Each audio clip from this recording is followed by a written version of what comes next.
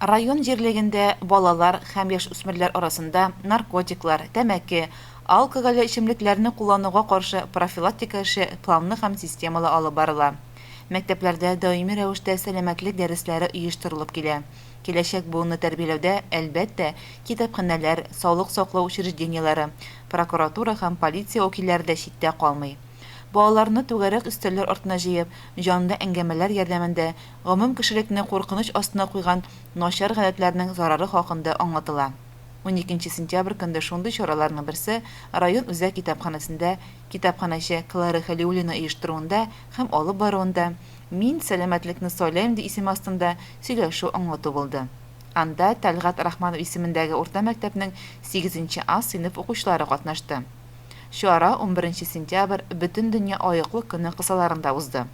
Очрашуга Тәүбә мәчетенең имам-хатибы, шагыйрь Артур Габдуллин һәм район үзәк дәваханәсенең врач-наркологы Илдар Иламанов чакырылган иде. Артур Александрович яшь үсмерләрне аек тормыш алып барырга чакырды. Бик күп акыллы киңәшләрен җиткерде.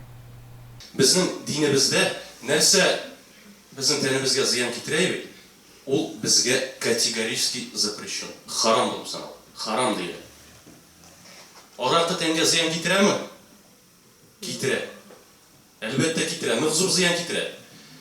Зыяннан башка привычка китерә ул.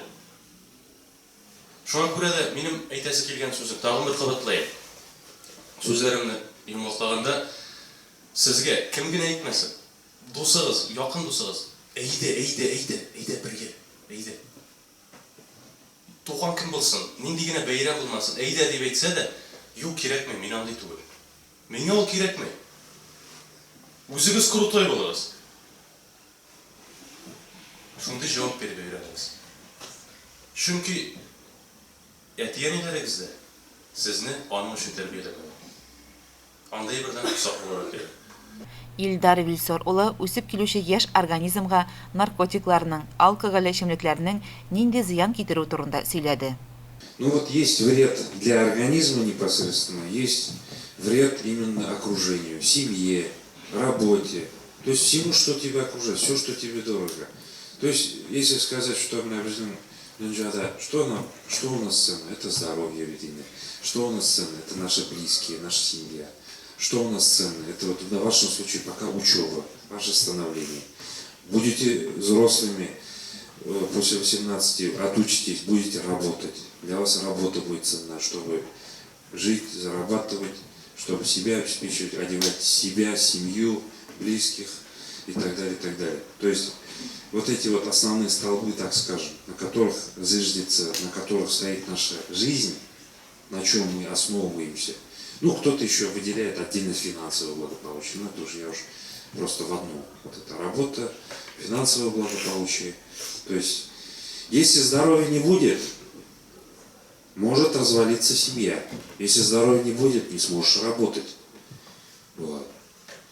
Если семьи не будет, опять же, человек одинокий, как там, даже у нас социальная реклама была, то, что одинокий человек живет меньше, чем тот, который живет в семье. Вот. Обязательно не бывает так, что мы люди общественные, мы люди социальные, так скажем, мы живем в обществе, мы друг без друга не можем, мы не можем одни прожить.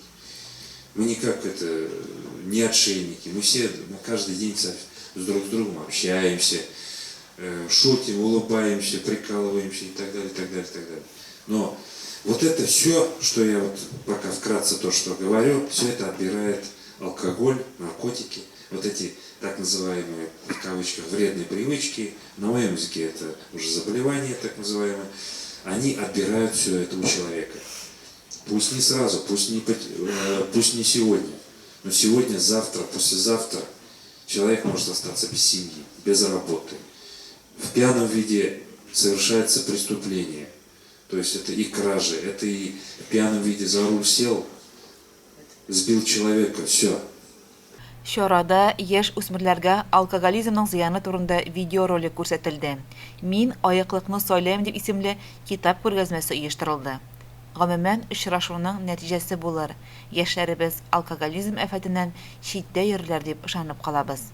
Айгөл Муллаянова, Илеш телерадиокомпаниясе.